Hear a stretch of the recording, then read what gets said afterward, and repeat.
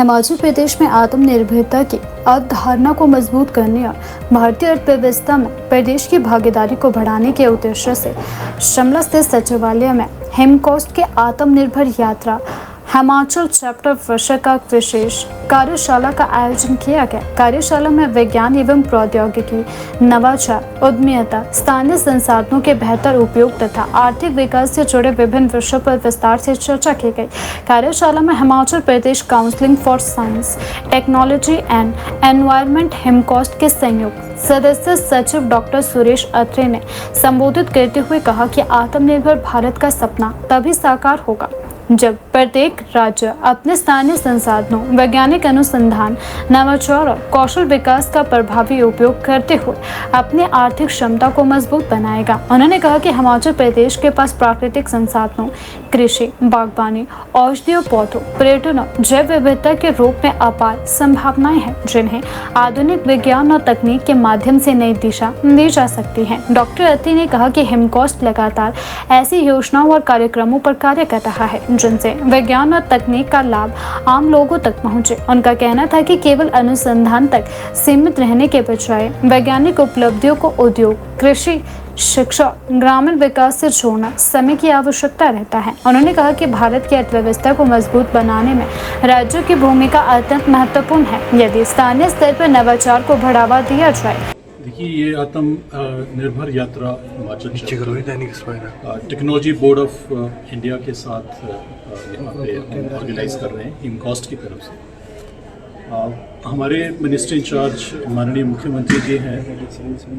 Science technology की, और जब भी रिव्यू मीटिंग होती है और जब भी वो रिव्यू मीटिंग लेते हैं, उनका एक बहुत बड़ा पॉइंट जो है वो हमेशा रहता है कि हमें किस तरह से जो हमारे साइंस टेक्नोलॉजी में बच्चे इंटरेस्ट रखते हैं, इनोवेशंस करते हैं, उसको किस तरह से हम आगे जो है कमर्शियलाइजेशन की तरफ, जो इनोवेशंस को है, इन आइडियाज़ को जो है हम बिजनेस की तरफ किस तरह से मोटिवेट कर सकते हैं,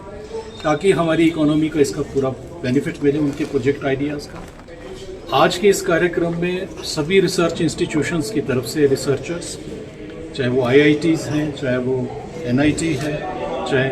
हमारे जितनी भी प्रदेश के अंदर यूनिवर्सिटी हैं, 16 से 17 यूनिवर्सिटीज़ काम कर रही हैं, तो जितने भी साइंस टेक्नोलॉजी से रिलेटेड जो बच्चे हैं वो जो रिसर्च कर रहे हैं, उनके पास डिफरेंट प्रोजेक्ट आइडियाज़ हैं। उन प्रोजेक्ट आइडियाज़ को किस तरह से कंसेप्ट से कमर्शियलाइजेशन की तरफ ले जाना है, उसके ऊपर आज यहाँ पे चर्चा की जा रही है। क्योंकि सबसे बड़ा जो चैलेंज रहता है वो फंडिंग का रहता है इन बच्चों को, कि उनको फंडिंग नहीं हो पाती है, तो इन आइडियाज़ को हम, रिसर्च को हम जो है वो कमर्शियलाइजेशन की तरफ या इंडस्ट्री बड़ा शेप नहीं दे पाते हैं, उनको एक स्टार्टअप को हम एक अच्छा बूस्ट नहीं दे पाते हैं। आज का ये कार्यक्रम जितने भी फंडिंग पार्टनर्स हमारे हैं और जितनी भी इंडस्ट्रीज़ हैं जो इंटरेस्टेड हैं डिफरेंट प्रोजेक्ट आइडियाज़ को, नए इनोवेटिव आइडियाज़ को साथ में लेने के लिए, उन सबको हमने यहाँ पे हिमकोस्ट की तरफ से आमंत्रित किया है। और इसकी जो आज ये जितने भी बच्चे ये चैलेंजेस फेस करते हैं वो अपनी बातें अपनी साथ में रखेंगे। गवर्नमेंट ऑफ इंडिया से technology board of development board जो इंडिया का है, गवर्नमेंट ऑफ इंडिया का, मिनिस्ट्री ऑफ साइंस टेक्नोलॉजी के अंदर, उसके भी बड़े अधिकारी जो हैं वो सब यहाँ पे आए हैं कि किस तरह की फंडिंग फैसिलिटीज़ जो है इन बच्चों के लिए अवेलेबल है, अपॉर्चुनिटीज़ अवेलेबल हैं, और उनके प्रोजेक्ट आइडियाज़ को जो उन्होंने पेटेंट अपने नाम पे करवा रखे हैं या जो भी उनके दिमाग में जो प्रोजेक्ट आइडियाज़ हैं, उनको किस तरह से फंडिंग देके उनको इंक्यूबेट करके हम स्टार्टअप का रूप देके बड़ी इंडस्ट्री में किस तरह से ले जाएं। तो ये कोलैबोरेटिव एक पूरा का पूरा कार्यक्रम है, और हम ये समझते हैं कि आने वाले समय में हम कुछ कोर आइडियाज़ आगे लेकर जो प्रदेश में माउंटेनियस रीजन से, जो ग्रामीण क्षेत्र से जो हमारे बच्चे हैं, रिसर्चर्स हैं, उनको अच्छी अपॉर्चुनिटी मिले और वो पूरी आगे जो पूरे के पूरे इकोसिस्टम को, पूरी इकोनॉमी को, हमारे चाहे वो हमारी सोसाइटी के लिए बेनिफिट हो, हमारे टूरिज्म सेक्टर के लिए बेनिफिट हो, चाहे एग्रीकल्चर सेक्टर के लिए बेनिफिट हो, चाहे हॉर्टिकल्चर के लिए बेनिफिट हो, इन प्रोजेक्ट आइडिया से पूरा का पूरा फ़ायदा सभी को। तो क्या फ़ायदा रहेगा? जी, मेरा नाम अंशुल शर्मा है और हमारा प्रोजेक्ट है AI + IoT based landsliding monitoring system, जिससे हम ग्राउंड डाटा को कलेक्ट करके और उस पर AI machine learning data science लगा के चीज़ों को प्रेडिक्ट करते हैं। जी, ये IIT मंडी का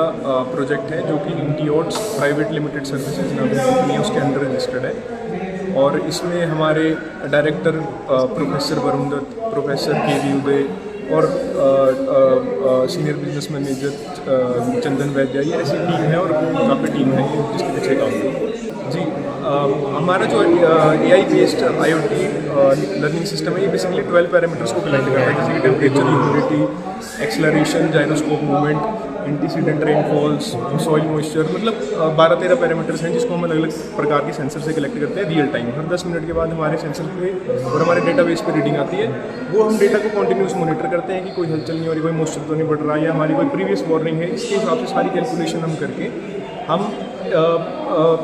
वार्निंग्स, अर्ली वार्निंग्स या मॉनिटरिंग और प्रेडिक्शंस की राह पे काम कर रहे हैं। जी, ऐसा बिल्कुल हो सकता है। इसके लिए हमें एक प्रॉपर टेक्निकल इकोसिस्टम बनाना पड़ेगा कि जैसे फॉर एग्जांपल आपने अभी पांगी में हादसे की बात करी है, तो वहाँ पर कोई अर्ली वार्निंग सिस्टम नहीं है उस पूरी रोड मार्ग में मैं कहूँगा। तो हमें पहले अभी फर्स्ट लेवल पे है, मैं बेसिकली बोलूँगा अभी हमें डेटा को कलेक्ट करना पड़ेगा, अभी हमें स्केल करना पड़ेगा अपने प्रोजेक्ट को कि हमारा जो सिस्टम है वो हिमाचल के कोने कोने पे लगे, तभी हम इकोसिस्टम बना पाएंगे कि हमारे पास कॉन्टीन्यूस डेटा आएगा, चीज़ें आएंगी, हम समझेंगे। अभी हमारे पास हमारे सिस्टम जो है हिमाचल के हिसाब से बहुत कम है, तो मैं चाहता हूँ कि जितने ज़्यादा सिस्टम्स होंगे उतनी ज़्यादा डेटा होगा और उतनी बेहतर हम AI मशीन लर्निंग और उस पर चीज़ें लगा पाएंगे।